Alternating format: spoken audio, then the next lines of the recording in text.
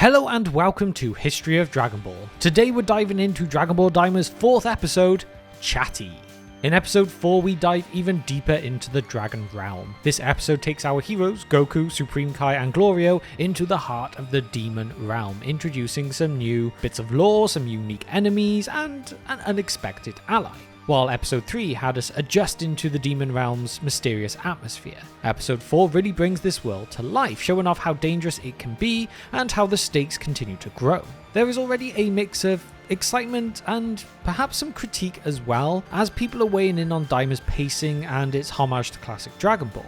Some people are thinking it's like an RPG come to life, and the Demon Realm does have so much personality, but there are also some not quite loving the exploration heavy approach.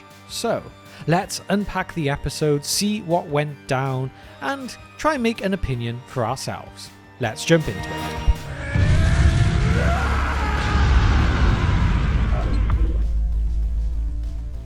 Episode 4 picks up with Goku, Supreme Kai and Glorio dealing with the loss of Glorio's ship, which was stolen by some less than friendly demons. Stranded in the vast and treacherous Demon Realm, the trio must find alternative ways to continue their journey. The heavy gas-filled atmosphere, making prolonged flight nearly impossible, is really making things a bit more complicated.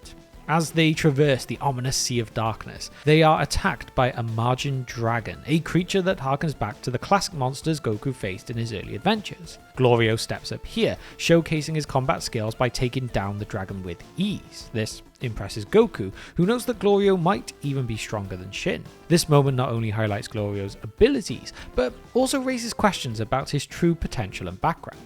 The team then encounter an ogre, which Goku senses with his ki, something that we realize that Glorio is unfamiliar with. This interaction really shows that there are different ways energy and power can be perceived in the Demon Realm versus on Earth, hinting that maybe there are some new learning curves to come for our friends.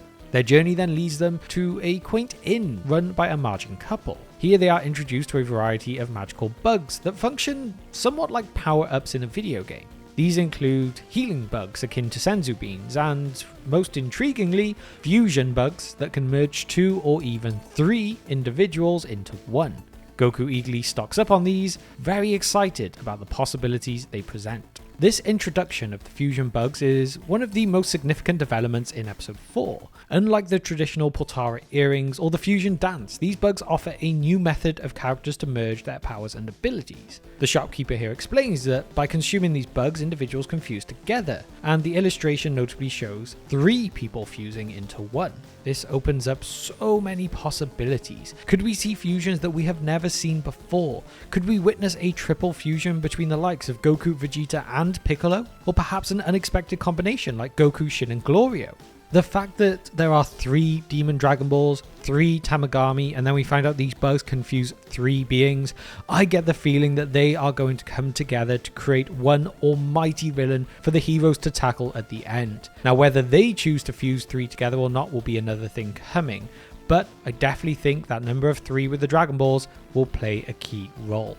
Another key aspect of this episode is how the Demon Realm is forcing Goku to adapt his fighting style. We must remember the heavy atmosphere limits his ability to fly and use ki blasts effectively. As a result, he is relying so much more on his power pole and physical combat skills, which we do come to shortly, reminiscent of his early days in the original series. This reset of Goku's powers adds a layer of vulnerability to him that we haven't seen in a while and forces him to think strategically rather than relying solely on brute strength or transformations like Super Saiyan, although I'm sure this will come back soon. It brings back that adventurous spirit of the original Dragon Ball, where cunning and technique often trumped raw power. Daima is bringing back the classic feel while still pushing the story forward. The Demon Realm itself is proven to be more dangerous and complex than perhaps was initially thought. You know, everyone thinks Goku is too strong for a realm like this, but it isn't always that simple. The oppressive regime of King Goma is introduced now through the Gandamiri, his paramilitary force enforcing harsh taxes and stealing life force from those who can't pay. This does add a darker tone which you would expect from a demon realm. In the midst of this, we finally meet Pansy, the masked Margin who attempts to stand up against these guards. Although her initial efforts fail, her courage inspires Goku to intervene, despite Glorio warning him it would attract too much attention. The fight scene that follows is dynamic and well animated, showing Goku's abilities with his power pole and the creative choreography that Daima is kind of becoming known for.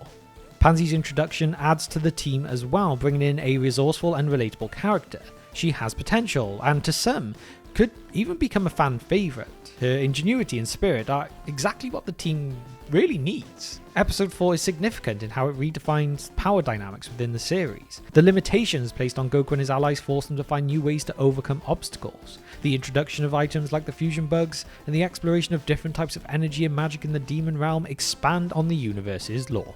One of the most intriguing elements about Dragon Ball Daima so far is how it's setting up the demon realm's internal power struggle.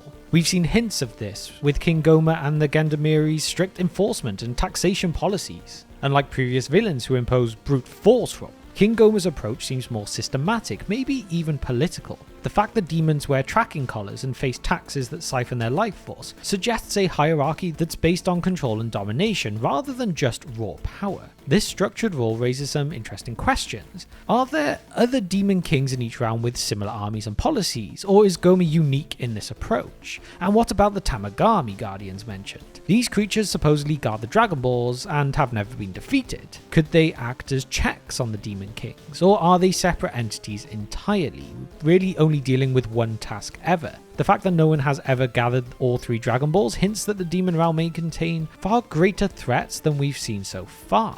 For our heroes, navigating these realms will mean more than just physical strength. They'll need to understand the underlying politics and maybe even strike alliances to overcome Goma's forces and gather the Dragon Balls. This setup also brings to mind some classic RPGs where heroes would often face not just physical challenges, but social and political ones as well. This world is really shaping up to be a multi-dimensional one, where survival means understanding the forces at play, not just taking them head on. If Daima continues down this path, we could see Goku and his team face foes unlike any that they have encountered before, foes that might not be conquered by strength alone, but by wit, strategy, and alliances. And I'll say it again, I truly think the Tamagami are going to be fusing into one all-powerful being that Goku will end up having to take down. I guess we'll just have to wait and see. So, where does all this leave us? Episode 4 of Dragon Ball Daima is definitely a big point in the series, introducing elements that could significantly impact the story moving forwards. These fusion bugs, the challenges of the demon realm, and the new addition of Pansy to the team are all exciting developments that are capturing the audience's imagination. It feels like the calm before the storm, and from here is where Daima is going to truly take off. The episode successfully balances action, character development, and world building, setting the stage for even more intriguing possibilities. As our heroes navigate this treacherous realm, we are kind of left wondering how will they utilize these new tools and the alliances they've made to face those dangers ahead. But it's here where I'd love to know from all of you, what do you think of Daima so far? Are you enjoying it? Did you like this week's episode? Or was this perhaps one you wouldn't mind skipping on a rewatch? I'd love to hear all of your thoughts about it. And with that, I'd like just to say thank you for spending just some of your time with me today, and I will see you next time on History of Dragon Ball.